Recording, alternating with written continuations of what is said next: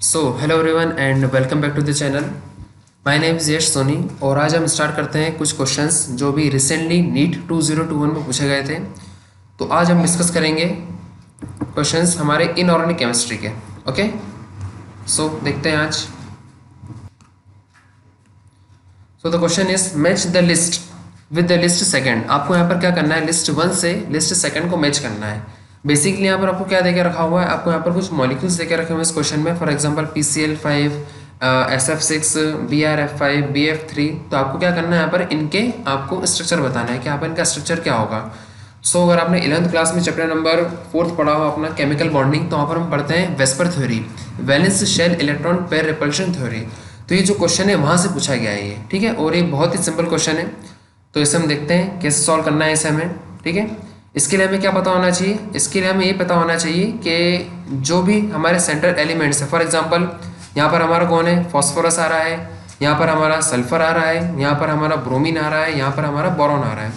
तो ये जो एलिमेंट्स है ये कौन से ग्रुप में आते हैं और उनके वैलेंस शेल में कितने इलेक्ट्रॉन्स होते हैं। जो ट्रिक से मैं आपको क्वेश्चन सॉल्व कराऊंगा ना, उसके लिए हमें ये पता होना चाहिए। अब सबसे पहले हम देखते हैं PCl5। ओके, देखिएगा। सो PCl5। ओके, तो अब देखते हैं जो हमारा फॉस्फोरस एलिमेंट होता है, तो हमारा फॉस्फोरस एलिमेंट कौन से ग्रुप में आता है, ये हमारा आता है 15 ग्रुप में आता है।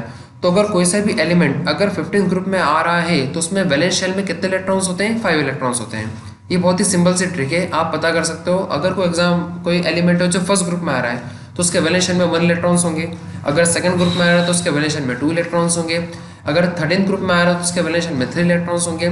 तो इस तरीके से अगर फॉस्फोरस हमारा कौन से ग्रुप में आता है, 15 ग्रुप में आता है, तो उसके वैलेंस शेल में कितने इलेक्ट्रॉन्स होंगे, 5 इलेक्ट्रॉन्स होते हैं, ठीक है। अब आगे देखते हैं नेक्स्ट। अब हमें यहाँ पर क्या निकालना है, बॉन्ड पेयर। बॉन्ड पेयर मतलब क्या होता है कि ये जो फॉस्फोरस से कितने एटम से बॉन्ड बना रहा है। तो यहाँ पर कितने क्लोरीन के एटम से 5, तो कितनों से जुड़ रहा है, 5 से जुड़ रहा है, तो इसके 5 क्या हो गए, बॉन्ड पेयर हो गए। अब हमें क्या निकालना है यहाँ पर, लोन पेयर। लोन पेयर वाले जो बॉन्ड नहीं बनाते। अब ध्यान से देखिएगा, यहाँ पर वैलेंस इलेक्ट्रॉन्स कितने हैं, 5, और पांचों ने क्या करा, यहाँ पर बॉन्ड बना लिया। तो 5 इलेक्ट्रॉन्स थे और पांचों ने बॉन्ड बना लिया, तो लोन पेयर कितने बचे यहाँ पर, हमारे 0 बचे। कितना लोन पेयर बचेगा यहाँ पर, हमें 0। तो यहाँ पर क्या हो गया, 5 बॉन्ड पेयर हो गए और 0 क्या हो गए, लोन पेयर। ओके, तो 5 + 0 करते हैं यहाँ पर कितना आंसर आएगा, 5। तो मतलब यहाँ पर कौन सा हाइब्रिडाइजेशन होगा, यहाँ पर हमारा हाइब्रिडाइजेशन होगा sp3 डिहाइब्रिडाइजेशन होगा। तो ये बहुत ही सिंपल ट्रिक है जिससे हम ये पता कर सकते हैं, हम बॉन्ड पेयर भी निकाल सकते हैं, हम लोन पेयर भी निकाल सकते हैं, हम उसका हाइब्रिडाइजेशन भी निकाल सकते हैं। यहाँ पर इसका हाइब्रिडाइजेशन कितना आ रहा है, sp3d हाइब्रिडाइजेशन इसका आ रहा है। ओके, अब देखिएगा क्वेश्चन में हमसे क्या पूछा है कि आपको बताना है कि इसकी ज्योमेट्री क्या होगी। ओके, सो ज्योमेट्री पता करने के लिए हमें वेस्पर टेबल हमें याद होना चाहिए। ओके, अगर हमें ज्योमेट्री पता करना हो तो हमें वेस्पर टेबल याद होना चाहिए। आपके सामने यहाँ पर वेस्पर टेबल है, देखिएगा यहाँ पर आपको दिख रहा होगा 5 इलेक्ट्रॉन्स। देखिए यहाँ पर ये बॉन्ड पेयर है, ओके, ये क्या है, लोन पेयर है।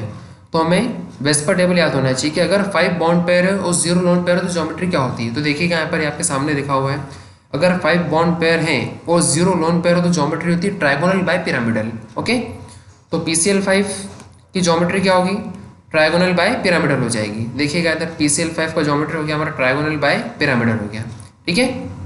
तो ये हो गया। तो ए का आंसर क्या आ रहा है, 4th आ रहा है, ठीक है। अब देखो यहाँ पर आगे बढ़ते हैं हम, ए का आंसर 4 किस किस में शो कर रहा है, ये इसमें तो ए का सेकंड आ रहा है, इसको क्रॉस कर दो। इसमें ए का थर्ड आ रहा है, ये भी क्रॉस कर दो। नीट के एग्जाम में हमको सबसे ज़्यादा ज़रूरी बात ये है कि हमें ऑप्शन एलिमिनेट करना आना चाहिए कि हम ऑप्शन को किस तरीके से एलिमिनेट करें। ओके, ये हमें बहुत इंपॉर्टेंट है।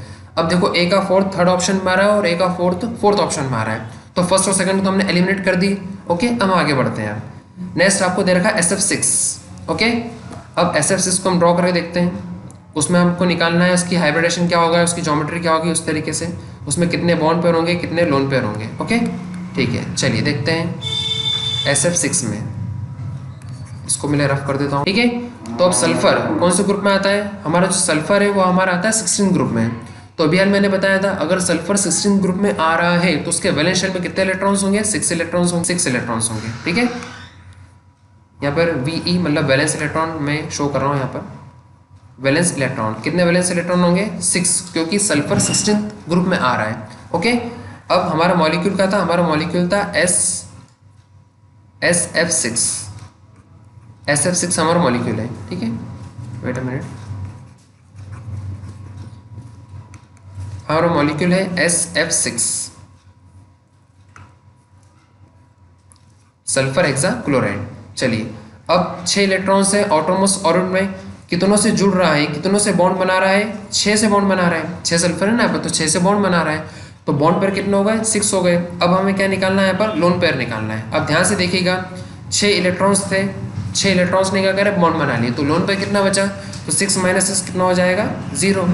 ओके सॉरी, तो अगर 6 बॉन्ड पेयर है, 6 और 0 क्या है, लोन पेयर है, तो यहाँ पर हमारा हाइब्रिडेशन क्या होता है, कैसे निकालेंगे, 6 + 0 = कितना हो जाएगा, 6 हो जाएगा, मतलब sp3d2 हाइब्रिडाइजेशन हो जाएगा। sp3d2 हाइब्रिडाइजेशन कैसे पता करा, 3 + 2 5, 5 + 1 6, इसके इक्वल आना चाहिए हमेशा वो। तो देखो फिर वही चीज़ हो गई, इस ट्रिक की मदद से हम क्या कर सकते हैं, बॉन्ड पेयर निकाल सकते हैं, लोन पेयर निकाल सकते हैं और हाइब्रिडेशन भी निकाल सकते हैं। अब according to the VSEPR table, अगर 6 बॉन्ड पेयर हैं और 0 लोन पेयर हो, तो ज्योमेट्री यहाँ पर हमारी क्या होगी, देखिएगा ये रहा, अगर 6 बॉन्ड पेयर होते हैं और 0 लोन पेयर है, तो ज्योमेट्री हमारी क्या होती है, ऑक्टाहेड्रल ज्योमेट्री होती है। देखते हैं यहाँ पर किसमें हमारा ऑक्टाहेड्रल आ रहा है, यहाँ पर देखिएगा SF6 क्या होना चाहिए, ऑक्टाहेड्रल होना चाहिए। कहाँ पर ऑक्टाहेड्रल, ये रहा, देखो ये हमारा हो गया यहाँ पर, इस तरीके से हम कर सकते हैं। तो SF6 की ज्योमेट्री क्या हो रही है, हमारी ऑक्टाहेड्रल आ रहा है, ठीक है। अब देखते हैं ऑप्शंस मैच करते हैं, किस में आ रहा है हमारा SF6 ऑक्टाहेड्रल, SF6 बी का क्या आना चाहिए, यहाँ पर थर्ड आना चाहिए। बी का थर्ड किस में आ रहा है, बी का थर्ड इसमें भी आ रहा है, बी का थर्ड इसमें भी आ रहा है, कुछ नहीं हो सकता। अगला क्वेश्चन वापस हमको सॉल्व करना पड़ेगा। चलिए आगे देखते हैं अब हमारा मॉलिक्यूल है BrF5। ओके चलिए, तो BrF5 में सेम प्रोसेस हमें करना है, ठीक है। क्या हमें पता होना चाहिए कि हमारा जो ब्रोमीन है वो कौन से ग्रुप में आता है, ठीक है। ब्रोमीन कौन से ग्रुप में आता है ये आपको पता होना चाहिए, प्योरिटी टेबल आपको याद होना चाहिए अगर हम नीट की प्रिपरेशन कर रहे हैं तो हमारा जो ब्रोमीन होता है वो 17th ग्रुप में आता है, ठीक है। Bromine comes in the 17th group. तो अगर ब्रोमीन 17th ग्रुप में आ रहा है तो उसमें कितने वैलेंस इलेक्ट्रॉन होंगे, अगर bromine comes in the 17th group, तो अगर 17th ग्रुप में आ रहा है तो कितने इलेक्ट्रॉन्स होंगे, 7 इलेक्ट्रॉन्स होंगे। ओके ठीक है, आगे बढ़ते हैं। फिर अब हमको क्या निकालना है, बॉन्ड पेयर निकालना है। हमारा मॉलिक्यूल था BrF5, ठीक है। अब ध्यान से सुनिएगा, कितने बॉन्ड पेयर बना रहा है ना, कितनों से जुड़ रहा है, 5 फ्लोरीन से जुड़ रहा है, तो यहाँ पर क्या लिख देंगे अपन, 5 लिख देंगे। ओके अब हमें यहाँ पर क्या निकालना है, लोन पेयर निकालना है। अब ध्यान से सुनिएगा, 7 इलेक्ट्रॉन्स थे, 7 में से 5 ने क्या कर लिया, बॉन्ड बना लिया, तो 7 में से 5 ने बॉन्ड बना लिया, कितने इलेक्ट्रॉन्स बचे, 2। तो 2 इलेक्ट्रॉन्स बचे, तो 2 इलेक्ट्रॉन से मिलकर के एक बॉन्ड बनता है, ठीक है। तो यहाँ पर क्या हो जाएगा, हमारा एक लोन पेयर आ जाएगा। एक बार फिर से बताता हूँ मैं, कितने वैलेंस इलेक्ट्रॉन है पर हमारे 7 वैलेंस इलेक्ट्रॉन है, उसमें से बॉन्ड कितने बना रहे हैं, 5 बना रहे हैं, तो 7 - 5 कितने इलेक्ट्रॉन्स बचे, 2 इलेक्ट्रॉन्स बचे। ओके तो 2 इलेक्ट्रॉन्स थे, तो बॉन्ड कितना बनेगा, उसमें से एक ही बॉन्ड बनेगा। तो यहाँ पर क्या आ गया हमारा, 5 बॉन्ड पेयर और एक lone pair, 5 + 1 again 6, that means sp3d2 hybridization. Okay so अगर 5 बॉन्ड पेयर हैं और एक लोन पेयर है, तो ज्योमेट्री हमारी क्या होगी, यहाँ पर देखते हैं 5 bond pair and 1 lone pair. कहाँ पर है हमारा, 5 bond pair and 1 lone pair, ये रहा। अगर 5 बॉन्ड पेयर हो और एक अगर लोन पेयर है, तो ज्योमेट्री होती है स्क्वायर पिरामिडल। ओके तो जो BrF5 मॉलिक्यूल है उसकी ज्योमेट्री होना चाहिए स्क्वायर पिरामिडल। देखिए BrF5 ये रहा, इसका ज्योमेट्री स्क्वायर पिरामिडल, मतलब सी का आंसर 1 आना चाहिए यहाँ पर हमारा। देखो सी का आंसर 1 किस में आ रहा है, ये रहा, सी का आंसर 1 आ रहा है, इसमें तो सी का सेकंड आ रहा है, कट कर दो इसे, ये ऑप्शन हमको सॉल्व करने की जरूरत ही नहीं है। तो इस तरीके से देखिए हमारा आंसर क्या आ गया, 4th इसका सही आंसर है। हमने यहाँ पर डी को सॉल्व ही नहीं करा, ठीक है, ऐसे हमारा आंसर आ गया। तो नीट के एग्जाम में हमको ऑप्शन एलिमिनेट करना हमको आना चाहिए। ओके तो इसका आंसर क्या आ जाएगा, 4th आ जाएगा। तो ये बहुत ही सिंपल मेथड है। हमें क्या पता होना चाहिए कि हमारा जो सेंट्रल एटम है कौन से ग्रुप में आ रहा है, जिस भी ग्रुप में आएगा उतने उसके क्या होंगे, वैलेंस इलेक्ट्रॉन्स होंगे। अगर 13th ग्रुप में आ रहा है तो 3 वैलेंस इलेक्ट्रॉन है, 14th में आ रहा है तो 4 वैलेंस इलेक्ट्रॉन, इस तरीके से। ओके तो ये हमारा क्वेश्चन सॉल्व हो चुका है फर्स्ट।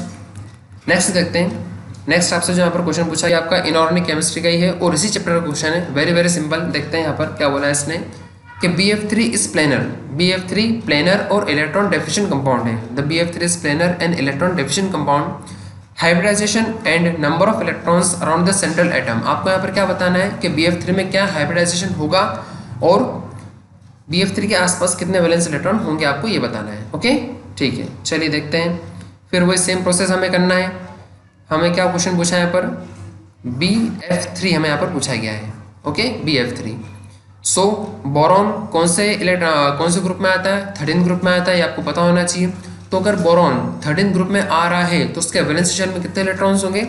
3 इलेक्ट्रॉन्स होंगे यहाँ पर। ओके, फिर आता है बॉन्ड पेयर, मतलब हमारा जो बोरॉन है कितने एटम से जुड़ रहा है, कितने एटम से जुड़ रहा है? यहाँ पर 3 से जुड़ रहा है, तो हमें क्या कर देंगे? 3 कर देंगे। Okay, next lone pair. So कितने इलेक्ट्रॉन्स थे? 3, तीनों ने मिलकर कर लिया, बॉन्ड बना लिया, तो लोन पेयर कितने बचे? 0 बचे। 3 - 3 कितना हो जाएगा? 0 हो जाएगा। ओके, सो अब हाइब्रिडेशन निकालना है, वही अभी थोड़ी देर पहले मैंने आपको मेथड बताया था। क्या करते हैं? बॉन्ड पेयर लोन पेयर को प्लस कर दो, 3 + 0 कितना हो जाएगा? 3। दैट मीन्स sp2 हाइब्रिडाइजेशन हो गया यहाँ पर हमारा, बस हमारा आधा क्वेश्चन सॉल्व हो गया। sp2 हाइब्रिडाइजेशन आ रहा है 2 + 1 3, इसके बराबर हमारा आना चाहिए। अब देखते हैं ऑप्शन। फर्स्ट में तो sp3 है, इसको कट कर दो। फोर्थ में sp3, इसको भी कट कर दो। ओके, अब हमें पता लगाना है कि वैलेंस शेल मतलब BF3 के आजू बाजू कितने इलेक्ट्रॉन्स हैं यहाँ पर। ठीक है, कैसे पता करेंगे? ध्यान से देखिएगा। उसने आगे रह के बोला है कि जो हमारा BF3 है वो प्लेनर स्ट्रक्चर है। ओके, ठीक है, तो हम देखते हैं यहाँ पर BF3 का प्लेनर स्ट्रक्चर है, तो यहाँ पर इसका डायग्राम कैसा होगा? बोरॉन, ओके, एक फ्लोरीन यहाँ पर, एक फ्लोरीन यहाँ पर है और एक फ्लोरीन यहाँ पर है। अब हमें पता होना चाहिए कि जो एक बॉन्ड होता है 2 इलेक्ट्रॉन से मिलकर के बनता है। 2 इलेक्ट्रॉन्स यहाँ पर है, 2 इलेक्ट्रॉन्स यहाँ पर है और 2 इलेक्ट्रॉन्स यहाँ पर है। सो टोटल कितने इलेक्ट्रॉन्स हो गए यहाँ पर? 2 + 2 + 2, दैट इज कितने इलेक्ट्रॉन्स हो गए? 6 इलेक्ट्रॉन्स हो गए। सो हमारा ये ऑप्शन, सेकंड नंबर हमारा ऑप्शन सही हो गया। ठीक है, इसका एक और तरीका था क्वेश्चन सॉल्व करने का। उसने क्वेश्चन में आगे रख आपसे बोला है कि BF3 is an electron deficient compound. अब अगर इलेक्ट्रॉन डेफिशिएंट कंपाउंड है तो उसमें 8 इलेक्ट्रॉन तो हो नहीं सकते, क्योंकि अगर किसी भी मॉलिक्यूल में अगर 8 इलेक्ट्रॉन्स हैं वैलेंस शेल में, that it is octet complete, उसका ऑक्टेट कंप्लीट है, it is stable in the nature. Okay, तो यहाँ पर तो 8 ऑप्शन आ रहा है, तो ये तो हमारा पहले क्या हो गया? रॉन्ग हो गया। थर्ड ऑप्शन तो पहले ही चले गया। फर्स्ट फोर्थ में क्या आता है? sp3 था, ये भी नहीं हो सकता, BF3 तो sp2 मॉलिक्यूल होता है। ठीक है, सो इस तरीके से हम ये कर सकते हैं यहाँ पर कि BF3 का हाइब्रिडाइजेशन कितना था? sp2 हाइब्रिडाइजेशन था और उसमें कितने इलेक्ट्रॉन्स थे? 6 इलेक्ट्रॉन्स थे, hence it is electron deficient compound. Okay, so it's all about today. Thank you so much for watching and please subscribe our channel E Academy 1 2 3। Thank you so much for watching.